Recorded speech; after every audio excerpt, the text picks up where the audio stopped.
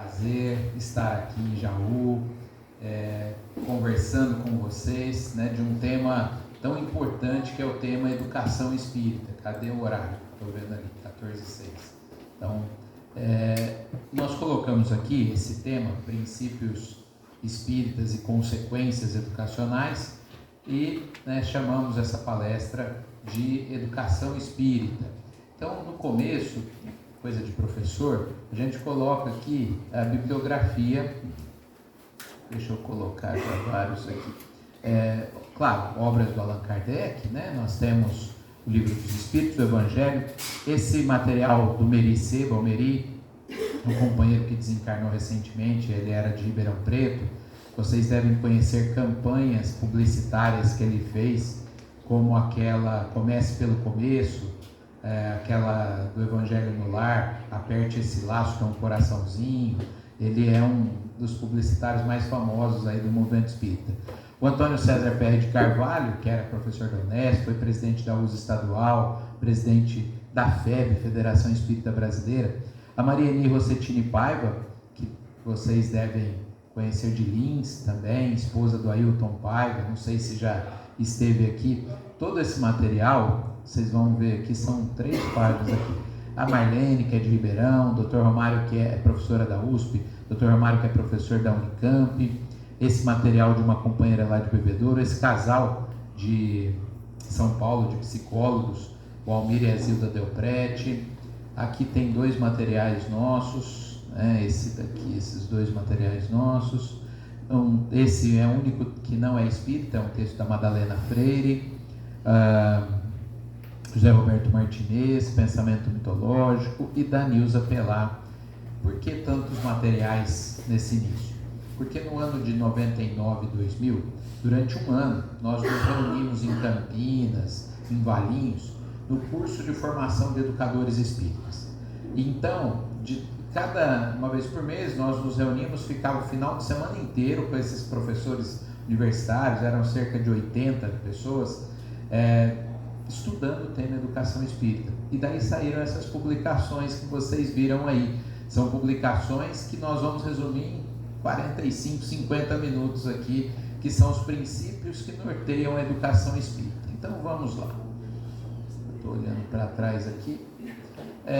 Há cerca de 2.800 anos atrás, portanto 800 anos antes de Cristo, na Grécia Antiga havia um sábio, um legislador chamado Licurgo.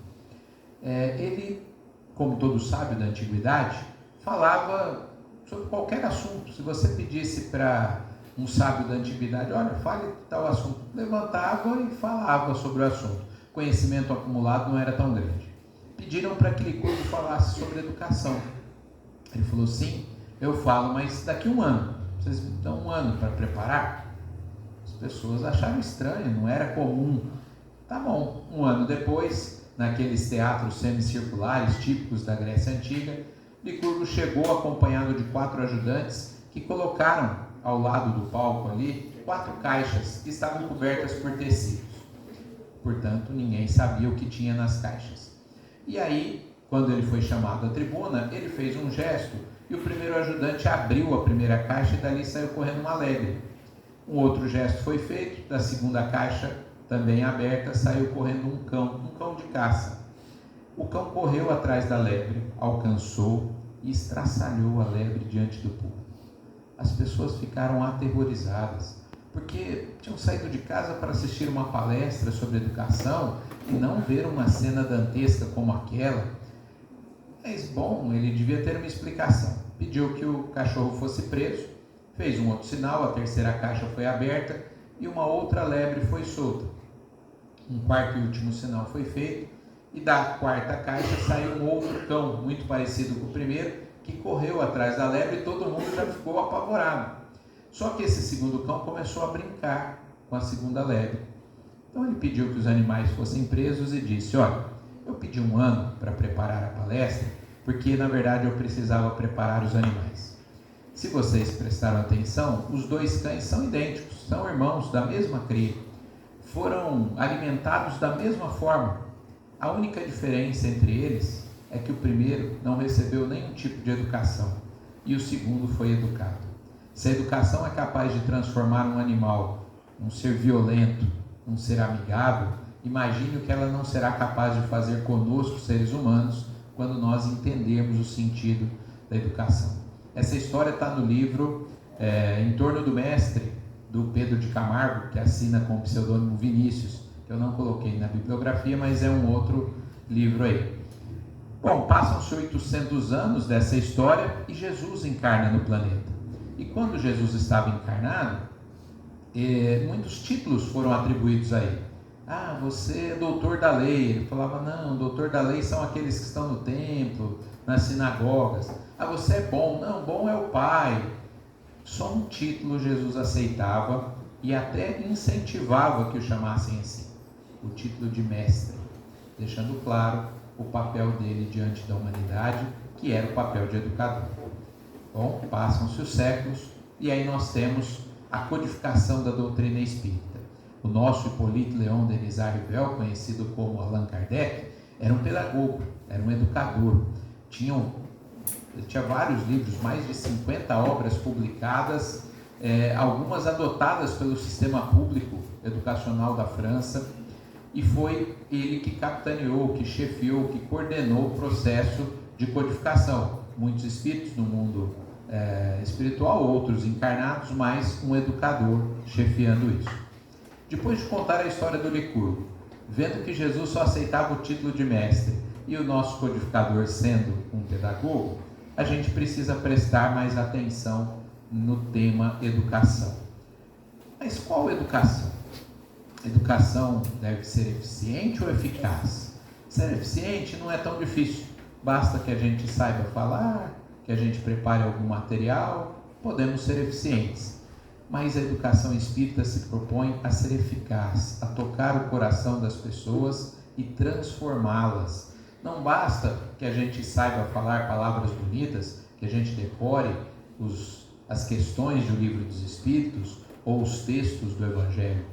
A gente precisa saber tocar o coração. Jesus sabia disso, grande pedagogo que era, ele falava por parábolas, para um povo iletrado que só saberia retransmitir aquilo verbalmente, oralmente. Então ele contava histórias, porque assim ele sabia que a linguagem narrativa se fixaria, as pessoas entenderiam e conseguiriam reproduzir. Mas não é que ele não tinha condições de trazer informações mais profundas, apenas era a condição do povo naquela época. Jesus então trouxe-nos uma educação eficaz que até hoje está alterando as nossas vidas. Bom, na educação tradicional, nós temos 3 verbos aí que a gente pode dizer que é a função dela. Adequar. Nós estamos aqui usando esse tipo de roupa porque nós estamos vivendo no século XXI, no Brasil, uma região tropical, por isso a gente se veste assim. A gente fala português porque também estamos adequados ao país que a gente vive. Então a educação nos adequa alimento, roupa, costumes, língua, ao meio que a gente está. Isso faz parte da educação tradicional. Ela também nos condiciona a determinadas coisas. E aqui não vamos aprofundar isso, os condicionamentos negativos. Mas o condicionamento ele se dá muito pela repetição. Os mais velhos aqui, que foram educados pela famosa cartilha Caminho Suave, sabia, né, que a gente tinha que fazer cópias e cópias e cópias. E tem uma piadinha que se conta no meio educacional, que o Joãozinho, sempre na turma tem o Joãozinho, né? Ele falava assim, cabeu. E a professora falou, Joãozinho, não é cabeu, é coube. Você vai pegar uma folha e você vai escrever 100 vezes coube para você aprender. E aí o Joãozinho fez lá e entregou. Aí a professora foi corrigir e falou, Joãozinho, tá, tudo bem, mas por que você só colocou 80 vezes? Porque não cabeu, professor. Ou seja, não é, a gente repetir as coisas sem dar sentido não faz nenhuma diferença. Por quê? Justamente porque nós não sabemos por que estamos fazendo isso. E a educação tradicional às vezes faz isso com a gente. Está de castigo. Por que está de castigo? Não sei. Não vai adiantar nada. Não é? Porque não está dando nenhum sentido aqui. A educação tradicional também usa muito a ideia de depositar conhecimento. vou numa palestra, vou numa aula, vou ler um livro e vou adquirir, como se a nossa cabeça fosse um cofrinho e quem está falando, ou quem escreveu para que a gente leia, fosse alguém depositando ali. Chama-se concepção bancária de educação. Quem usa essa expressão é o educador brasileiro Paulo Freire. Eu usei um texto ali da Madalena Freire, né, que vocês viram. Isso é comum, né? O dia da prova, o dia do vestibular, do concurso, é o dia do saque, né? Que você vai sacar tudo aquilo que foi depositado ali. Isso é educação tradicional, mas a educação espírita não. Nós temos uma visão diferente. Primeiro, nós somos reencarnacionistas.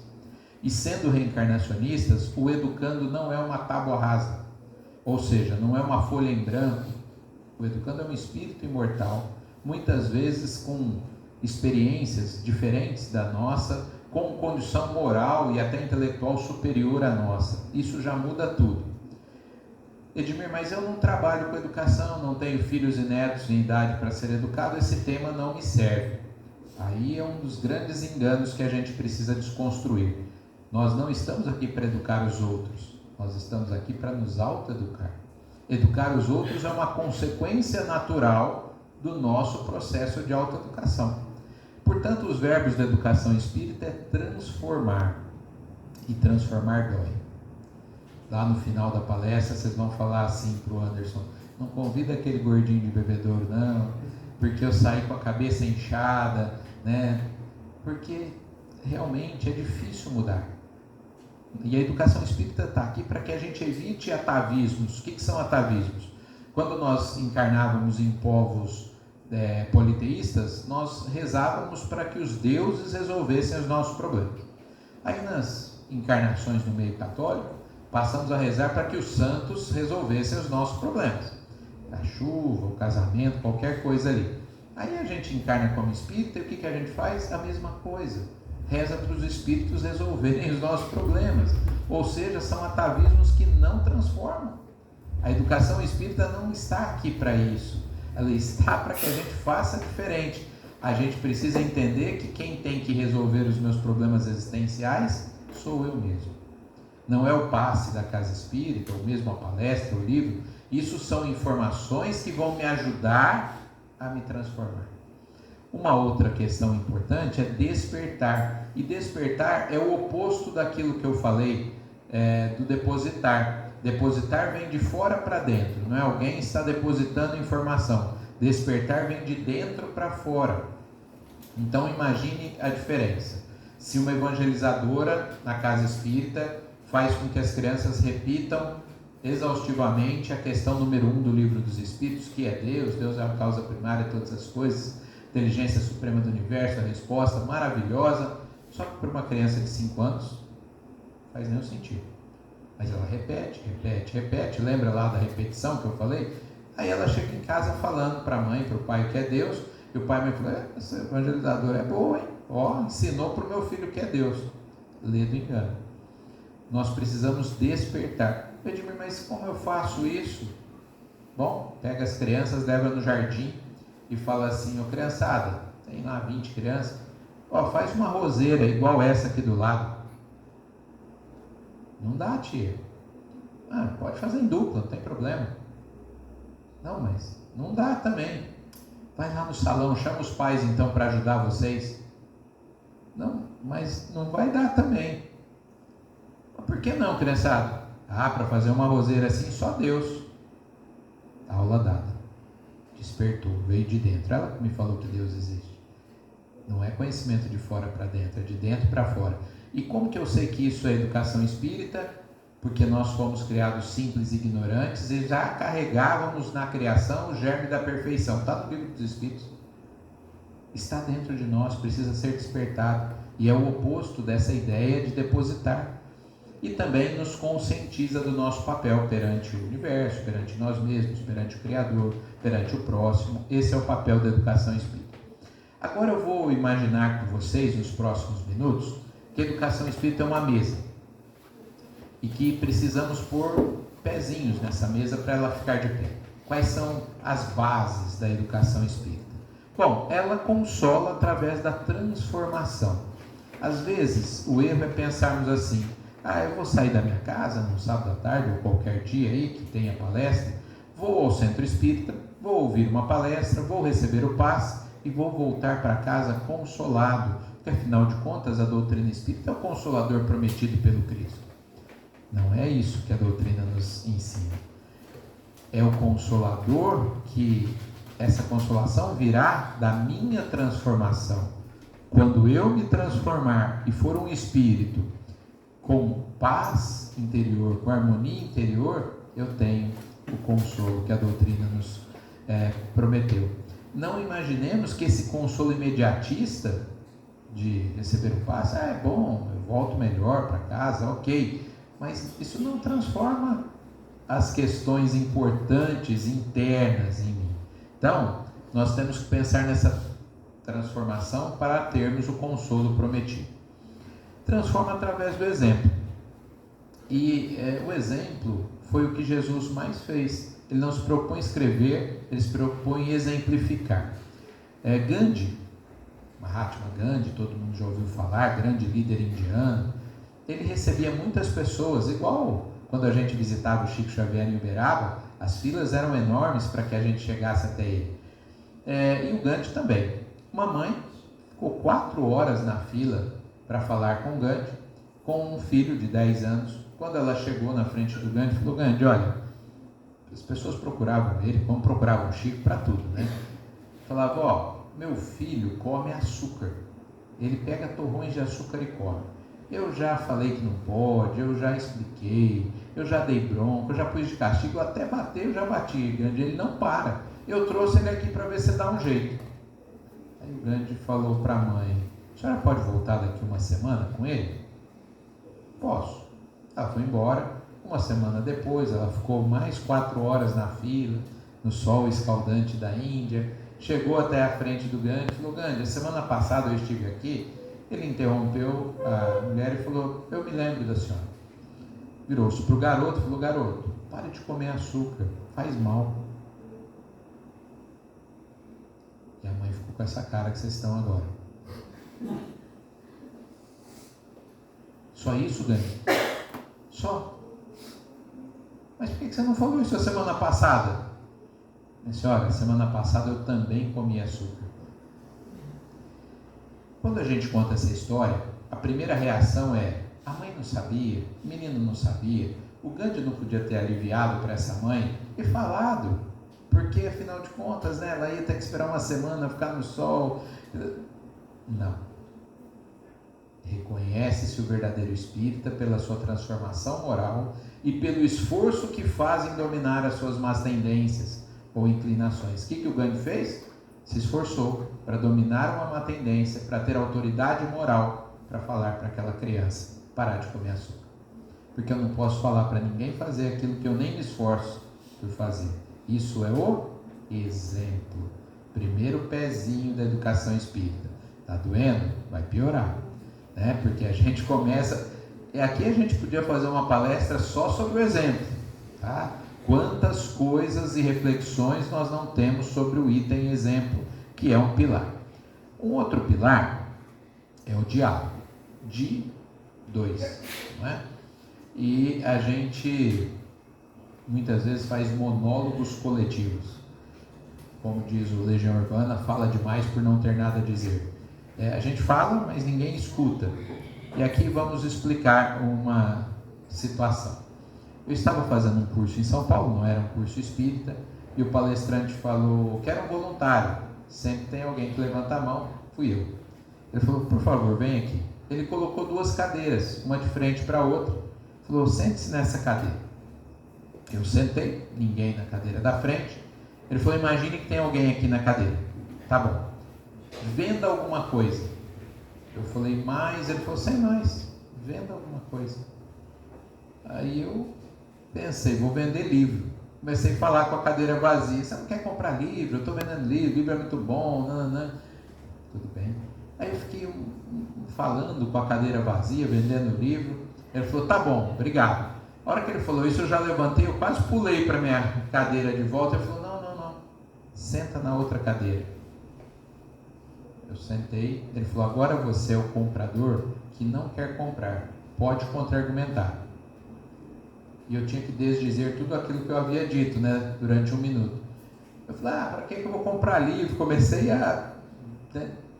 Mais 1 minuto, ele falou, tá bom, eu já também levantei. Ele falou, não, senta agora na primeira cadeira de novo. Agora você é o vendedor, tenta convencer. Eu sentei 3 vezes em cada cadeira, portanto a técnica demorou 6 minutos, mais a troca de cadeiras e explicação. Para mim demorou uma eternidade.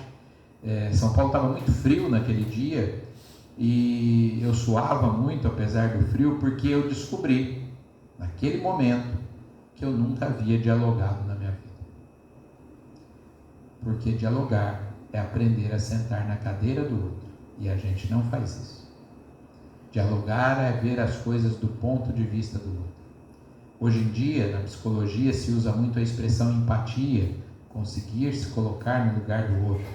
A doutrina espírita nos fala sobre isso, e Jesus nos falou sobre isso, que eu devo amar o próximo como a mim mesmo. É um processo de perfeita empatia. E a gente não dialoga. Do meu ponto de vista, eu estou sempre coberto de razão. Se nós colocássemos aqui uma caixa encapada com cores diferentes e perguntasse para quem está ali no fundo, que cor que é a caixa? As pessoas iam responder, é vermelha? E eu ia dizer, não, é azul. Aí pergunto para quem está desse lado, a pessoa fala, não, gente, é amarela. E é daqui, não, vocês são daltônicos, é verde. E aí a gente vira a caixa e todo mundo tem razão, do ponto de vista que está, é isso. Eu, quando faço palestra para pais, na casa espírita e também no meio educacional, falo que é o que falta na relação pais e filhos. Se eu não conseguir olhar as coisas do ponto de vista de um adolescente, de uma criança, a relação vai rachar. E é o que a gente tem visto muito nas famílias hoje em dia. Edmir, eu preciso concordar com tudo que meu filho, minha filha... Não, eu preciso olhar as coisas do ponto de vista deles, não necessariamente para concordar. Exemplo, eu sei que aqui em Jaú não tem esse tipo de problema, né? Conflito de gerações, os filhos querem chegar mais tarde, os pais querem que eles cheguem mais cedo, né? Já ouviram essa história? Do ponto de vista dos pais, eles estão cobertos de razão. É importante chegar cedo, é mais seguro, vai dormir para amanhã ter as atividades escolares, qualquer atividade, e ter melhor desempenho. Tá certo, não tá? Aí usa aquela frase para o filho. Na minha época, eles odeiam essa frase. Na minha época, se eu não chegasse às 9 da noite, eu falo assim, ô mãe, ô pai, o pessoal vai sair às 11. Se eu sair às 9, eu não encontro ninguém. Do ponto de vista dele, ele está coberto de razão. E se nós não entendermos isso, não haverá diálogo, que é um dos pilares da educação espírita. Um outro pilar é a construção da autonomia moral, intelectual. Segundo Piaget, de 0 a 2 anos é a fase de anomia, ausência de regras. Uma criança de 0 a 2 anos não sabe regras. Ela vai lá com o dedinho na tomada, ela não sabe ainda o que é certo e errado. De 2 a 14 anos, construção de regras, heteronomia. A partir dos 14, a gente deveria saber o que é certo e o que é errado e escolher o certo. Mas a gente não faz isso. E a gente mantém as pessoas, nos mantemos na heteronomia. A gente faz o certo com medo de ser punido ou buscando ser premiado. E não é isso. A autonomia é quando eu ajo certo porque é certo, ponto.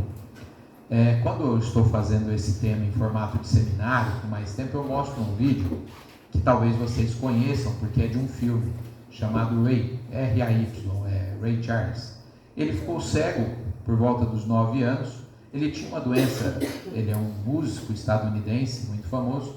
Ele tinha uma doença degenerativa nos olhos e o médico falou para a mãe, olha, ele vai ficar cego. Eu não sei se daqui a um mês, daqui a um ano, ele vai perder a visão totalmente. Prepare ele para isso, porque uma hora ele vai perder a visão. E a cena de 3 minutos que a gente mostra é o momento que ele perde a visão. Aí ele entra correndo numa casa muito pobre, se dá para chamar de casa, era um cômodo ali, Ele cai, né, tropeça, cai gritando, chorando, mãe, mãe, né, desesperado. E a mãe estava cozinhando ali, continua impassível. Eu já tinha reprovado nessa hora, né? Ela continua, e aí ele vai se lembrando daquilo que ela tinha ensinado. Filho, você vai ter que prestar atenção através da audição. Ele escuta o barulho do fogo, da carroça passando, e ele escuta um grilo, e ele vai tateando, consegue pegar o grilo, e ele sorri. Eu falei, quem consegue tirar alguém do desespero, porque ele estava desesperado, para o sorriso, em 2 minutos, alguém que acabou de ficar cego? É algo difícil. Mas ela fez o certo. O que ela fez? Falou, você tem que andar pelas próprias pernas, ser autônomo. E ele ganhou a vida como? Através da audição, transformando num músico, e escreveu várias músicas em homenagem a essa mãe. Tudo bem? Escreveu várias músicas em homenagem a essa mãe. Isso é autonomia, ou seja, andando pelas próprias pernas. A mãe de André Luiz, por exemplo, quem lê o Nosso Lar sabe, ela via o André Luiz em área de sofrimento no mundo espiritual, ela estava numa condição boa, mas ela não podia tirá-lo de lá. Ela não podia viver por ele isso. Ou seja, nós temos que viver as nossas próprias experiências. A educação espírita não é baseada em recompensas e castigos. Ou seja, não faça isso porque você vai para o inferno, ou no dizer espírita vai para o umbral, né? Não é isso que deve nos preocupar. E nem recompensas. A gente vê a brincadeira no meio espírita, fala, eu vou ajudar aqui na casa espírita porque eu estou conseguindo assim alguns tijolinhos para construir a minha casa no mundo espiritual. Esse é um pensamento equivocado, é atavismo, é ainda a ideia lá do passado de prêmio, de punição, é ainda a ideia da heteronomia, ou seja, eu só ajo certo porque senão alguém vai me punir. A educação espírita, ela busca interiorizar as regras e ela é baseada na sanção por reciprocidade. Edmir, desculpa, acho que você está enganado, nunca vi essa expressão no meio espírita, li as obras básicas, viu sim, você viu ela escrita de outra forma. Sanção por reciprocidade quer dizer, quem sujou tem que limpar, quem quebrou tem que reconstruir, e a gente costuma chamar isso de causa e efeito. Não é porque vai ter punição divina, é porque todas as nossas ações geram efeitos. E é assim que nós devemos nos autoeducar. Por que eu não devo fazer isso? É muito comum no atendimento fraterno da casa, a pessoa que vem de outra religião, falar assim, o que é proibido para a doutrina espírita? A gente fala nada. Como assim nada? Cadê a lista do que eu não... Não tem proibição. Mas como é que funciona isso? Lei de causa e efeito. Eu posso fazer tudo, mas, como diz o Paulo, tudo me é lícito, mas nem tudo me convém. Ou seja, quer fazer? Pode fazer, só tem consequência. É assim que a gente deve nos educar e educar o próximo, sanção por reciprocidade. A educação espírita se preocupa com a construção do homem integral. Na década de 80, começo da década de 90, na verdade, surgiu um livro famoso, Inteligências Múltiplas, do Howard Gardner, professor da Universidade de Harvard, e a gente correu, comprou, né, com muita gente. Aí eu li, falei, interessante, já li isso em algum lugar, não sei aonde, mas, poxa, é lançamento, como é que pode ser? Depois, preparando aulas, palestras espíritas, eu descobri que eu havia lido num livro da Joana de Ângeles, ditado por Divaldo Pereira Franco, chamado O Homem Integral. E o que a Joana falava? Que nós temos que nos desenvolver em todas as nossas potencialidades, todas as nossas, no dizer do Gardner, inteligências, para que a gente chegue a ser um espírito puro. Nós precisamos nos desenvolver integralmente. A educação espírita, o que dizem os nossos orientadores na hora do reencarne? Olha, você durante algumas encarnações, atuou nessa área, e aqui você até que já faz bem. Agora vai ser interessante que você trabalhe, que você atue nessa outra área, para desenvolver outro tipo de inteligência. Então é isso. Às vezes a pessoa adora música e tem facilidade para música, mas parece que a vida encaminha ela sempre para outras atividades, porque ela já foi músico, porque ela já tem aquilo desenvolvido. Aquilo vai ser um hobby no máximo. Ela precisa desenvolver a inteligência lógico-matemática, linguística, a sinestésica, a intrapessoal, interpessoal, os outros tipos de inteligência, para que se torne um espírito puro. Então, o desenvolvimento do homem integral é um dos princípios, dos pilares da educação espírita. A educação espírita deve ser significativa, ou seja, ela deve encontrar na cabeça das pessoas uma caixinha adequada para guardar. Imagina um pai e uma mãe dando bronca numa criança e falando assim: isso que você fez ou que você falou é incoerente. Pergunta para a criança: o que é incoerente? Ela fala: não faço a menor ideia. Ela vai aprender alguma coisa? Não. Ou seja, nós temos que educar de forma que as pessoas entendam. Eu venho de uma casa espírita que tem 117 anos, a evangelização vai completar 100 anos, agora em 28, em 31 a nossa mocidade espírita vai completar 100 anos, é a primeira mocidade espírita do mundo, e eu sou nascido e criado nessa casa espírita. Quando a gente foi evangelizando, depois evangelizador, a gente cantava uma musiquinha que tem a ver com isso. Eu não vou cantar em respeito aos ouvidos de vocês, mas eu vou dizer a letra. A gente dizia assim: não se ensina a criança contando historinhas a conhecer Jesus? Não se ensina o letrado através da ciência o caminho da luz? Não se aprende a servir ao nosso mestre amado, amando nosso irmão? Pois ao malandro velho se ensina o evangelho, é com samba canção. Essa música diz que nós precisamos falar a linguagem que as pessoas entendem. Que adianta nós falarmos uma linguagem que as pessoas não compreendem? A casa espírita deve oferecer linguagem para criança, linguagem para jovem, palestra pública, grupos de estudo, arte espírita, porque o coração de cada um será tocado por um caminho desses. São as diversas linguagens que vão ecoar dentro de nós de acordo com nosso grau de maturidade espiritual, a nossa condição intelectual, enfim, a nossa idade. Tudo isso faz diferença. Jesus sabia disso, lembra que eu falei? Por isso ele falava para aquele povo em formato de parábolas, histórias, linguagem narrativa. Ele entendia bem isso daí. A educação espírita deve preparar-nos para sermos solidários. Nós preparamos as pessoas para o egoísmo. A gente ensina as pessoas a passarem em primeiro lugar, a chegarem em primeiro lugar na corrida.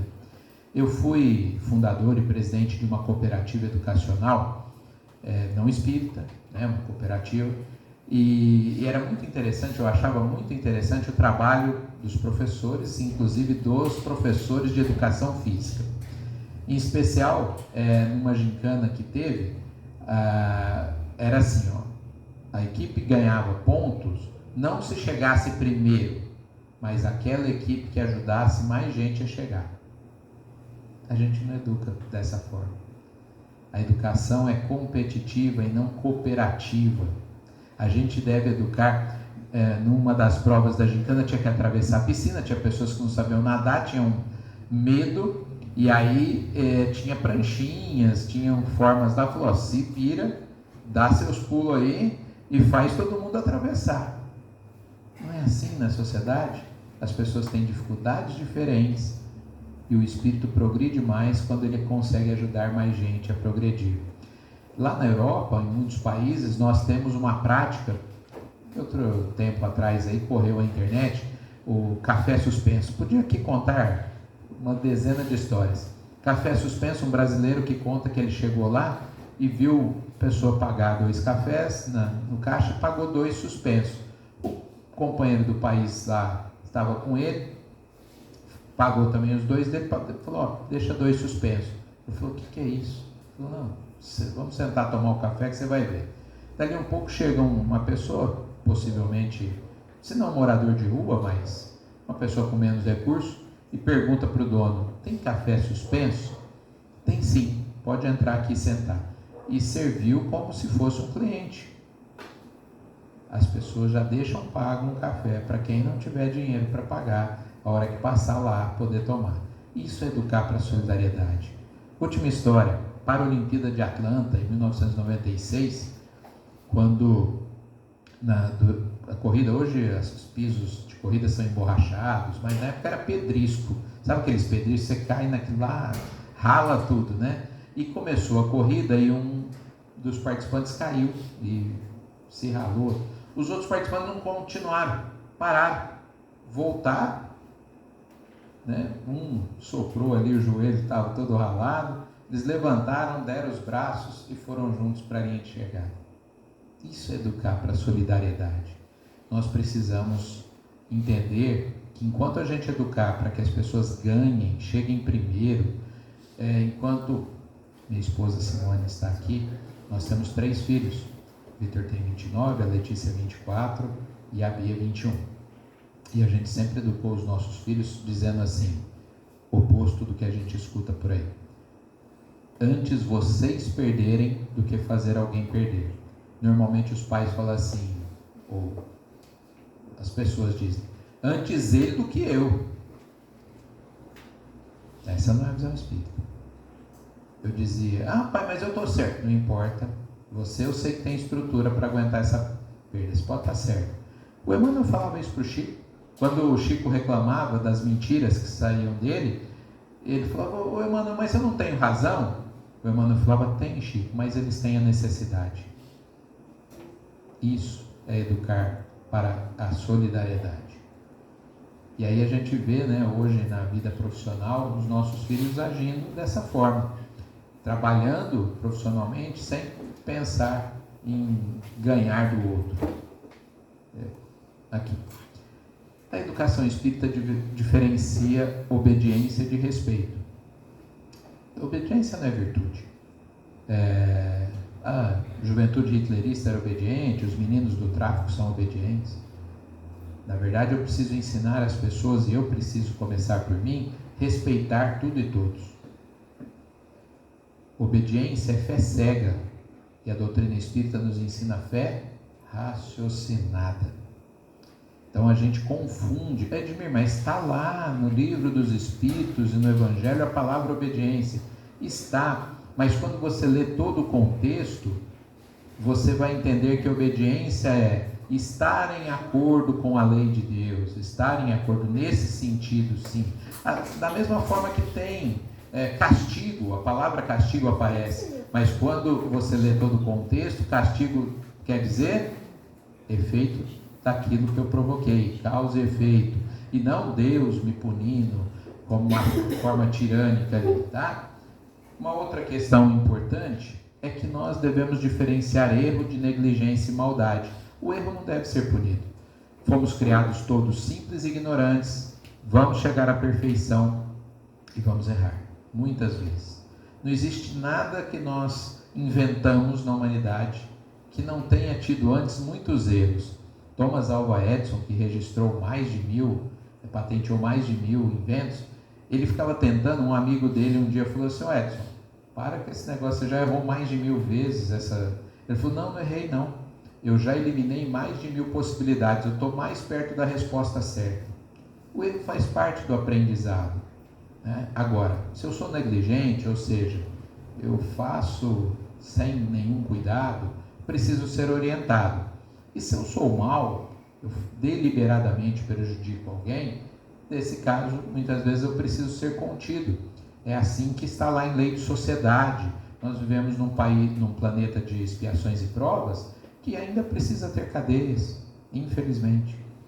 Quando nós estivermos num mundo mais avançado, a maldade precisa ser contida, a negligência orientada. Claro, a maldade precisa ser orientada também. E o erro não deve ser motivo de punição. A gente deve educar para criar atos de moralidade. A gente educa, como é que amarra o cadarço, como é que pega no talher, como que se veste, isso a gente faz com as crianças, né? Quantas vezes alguém sentou na sua frente e falou assim: filha, filho, hoje eu vou te ensinar a perdoar? Nunca encontrei ninguém que levanta a mão nessa hora. Porque assim, os pais não fazem isso. E sabe por que eles não fazem? Porque também fizeram com eles. A gente não costuma fazer, a gente precisa começar a fazer. Ah, Edmir, mas ensinar a perdoar não é só através do exemplo? É também através do exemplo. Mas às vezes tem criança que mesmo a professora desenhando a letra lá na alfabetização, ela não consegue. Ela tem um exemplo ali, ela está fazendo a letra. Ela precisa que a professora vá lá, pegue na mãozinha dela e ajude a fazer. Ou seja, o exemplo mais alguma coisa. Então nós precisamos educar para criar hábitos de moralidade. E educamos muitas vezes com aquelas ideias que eu falei há pouco, antes ele do que eu. Né? Olha, no passado, vocês devem ter ouvido isso às vezes em casa. Os pais falavam assim: se apanha na rua, se chegar aqui, se apanha de novo. Que valores são esses? E aí a gente quer uma sociedade justa, honesta, tranquila. Não vai dar. A gente está educando errado. E o resultado, claro, vai ser o que nós vemos por aí. Bom, pessoal, caminhando aqui para a nossa finalização, agora é aquela hora que dói definitivamente, tá? Aquela hora que vocês falam para o Anderson não convidar mais. Tá?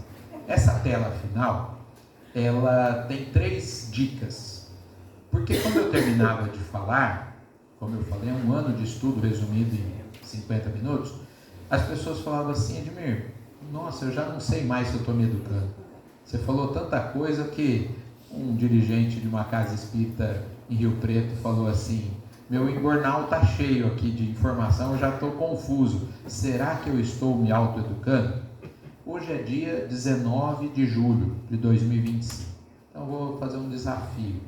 No dia 19 de julho de 2026, você vai ver se você melhorou nesses 3 itens. Se você tiver melhorado, significa que o seu processo de autoeducação está funcionando. Eu fui fazer palestra, normalmente a gente repete, né, as cidades, as casas, e um casal me chamou e falou: vem cá. A hora que eu entrei no quarto deles, no espelho, tinha essa tela final que eu vou colocar, que eles pregaram lá, e eles falaram: todo dia a gente acorda e vê se a gente está nos autoeducando. Do jeito que vai aparecer o primeiro, não vai doer, mas eu vou fazer doer, tá? Pera aí. Olha lá. Para você saber se você está se autoeducando, precisa ver se tem grande capacidade de adaptação. Não doeu, né? Quer ver doer? Quem tem grande capacidade de adaptação não reclama nunca. Doeu agora. Agora doeu? Porque a gente não se adapta, a gente reclama do frio, reclama do calor, reclama que chove, reclama que não chove, reclama. E a gente não se adapta. Vocês imaginam Jesus reclamando? Alguém consegue imaginar? Jesus falando assim: esse povo não para de falar, o Mar da Galileia fazendo barulho, eu estou com a garganta meio raspando, acho que eu não vou fazer o sermão do monte não. Nossa! Jesus se adaptou às condições que tinha. Quando a gente visitava o Chico em Uberaba, via que as condições eram bem longe das ideais, e ele fazia o melhor com o que tinha, assim como todas as mulheres e homens que nós admiramos. Irmã Dulce, Madre Teresa de Calcutá, homens da ciência, mulheres da ciência, das artes, se adaptaram e criaram grandes coisas para nós, deixaram um grande legado sem reclamar, fazendo omelete com os ovos que tinham. Então, daqui a um ano, se você estiver reclamando menos, se adaptando mais, significa que o processo de educação está acontecendo. Mas vai piorar agora, ó. Quer ver? Eu vou ficar em silêncio. Putz, deu ruim. Essa é a hora do vixe. Eu gosto de ficar em silêncio para ouvir. Porque o Brasil é o segundo país que mais vende ansiolítico no mundo, e a gente, é claro, gente, eu sei que a ansiedade é uma doença que precisa de tratamento medicamentoso, terapêutico, espiritual. Não estou dizendo nada ao contrário disso. Acontece que do ponto de vista espiritual, nós estamos numa palestra espírita. A ansiedade é não entender o tempo do universo, é não entender o tempo de Deus, que gera tudo aquilo que a gente sabe, que eu acabei de dizer, é uma doença que se instala em nós.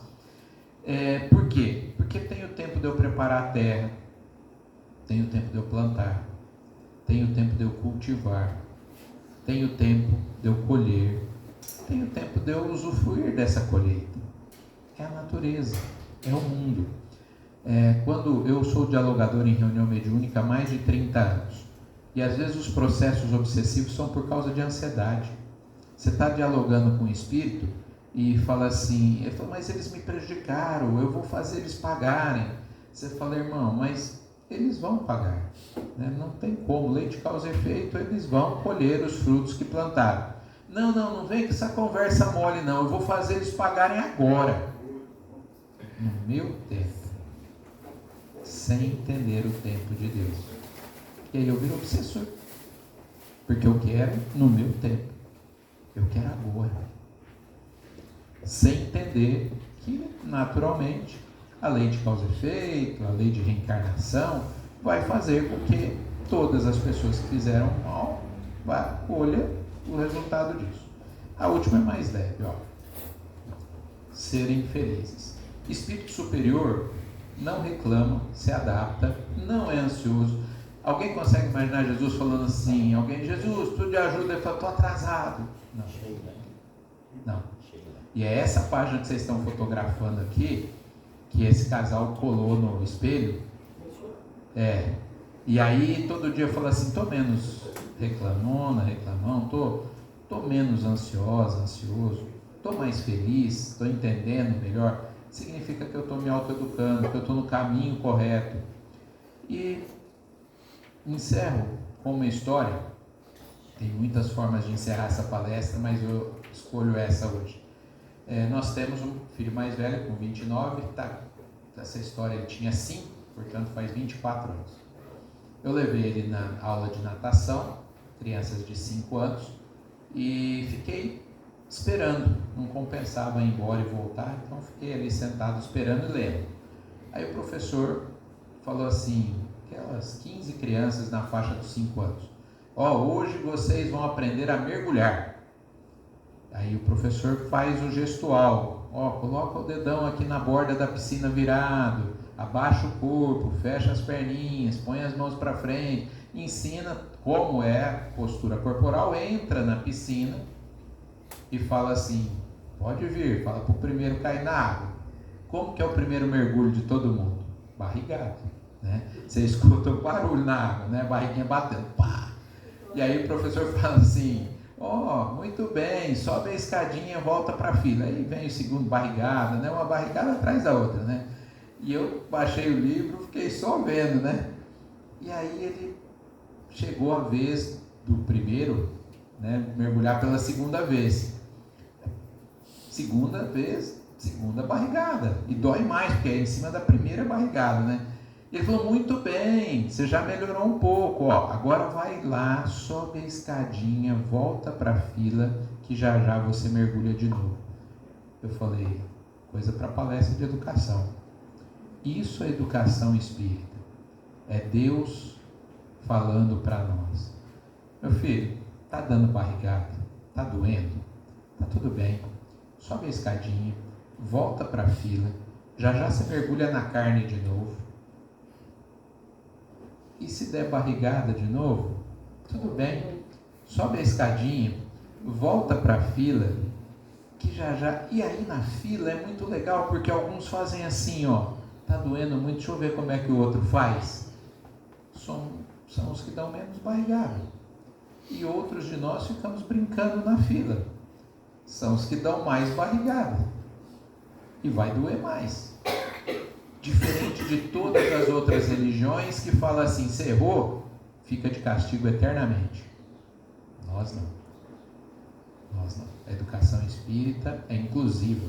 A educação de Deus é de oportunidades. Deus diz pra gente, errou, doeu, mas está tudo bem, meu filho.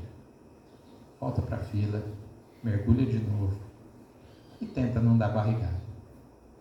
Agradeço a oportunidade que tivemos de compartilhar esse assunto com vocês. Vamos fazer a nossa prece. 50 minutos certinho.